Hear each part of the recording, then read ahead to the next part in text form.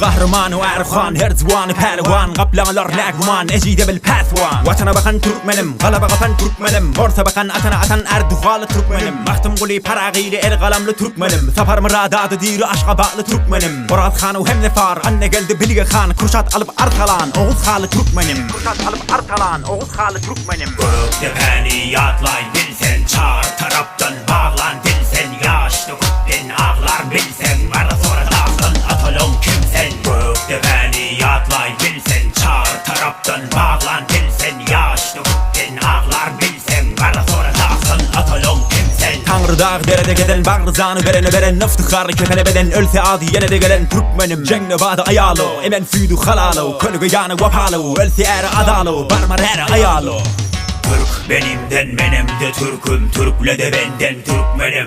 Türk benimden menem de Türk'üm, Türk'le de benden Türkmenim.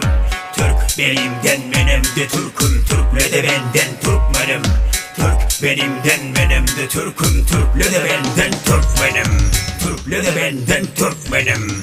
Batır ülkem arkama, adın korkudu yatmana. Adıl kullara hem khana, latsın kuşlara asmana. Hıdıra çeken her sultanı, kılıcı çeken sana şolfanı. Saçağa atan ten, çakanı çakan ten. Dereden akan sil, buludu katar ten tufanı. Göktepeni yatlayın bilsen, çağır taraftan bağlan dilsen. Yaşlı kubbin ağlar bilsen, bana sonra dağılın atalım kimsen. Göktepeni yatlayın bilsen, çağır taraftan bağlan dilsen. Yaşlı kubbin ağlar bilsen, bana sonra dağılın atalım kimsen. Ana dili bilmen de doğru, iki dili bilmene doğru. Yara dili bilmer, dayanı yiğitler. Kala diye yitler, gör oğlu. Kala diye yitler, gör oğlu.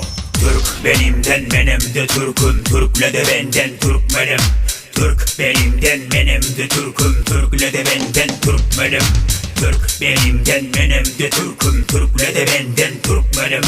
Türk benimden menem de Türk'üm, Türk'le de benden Türkmenim.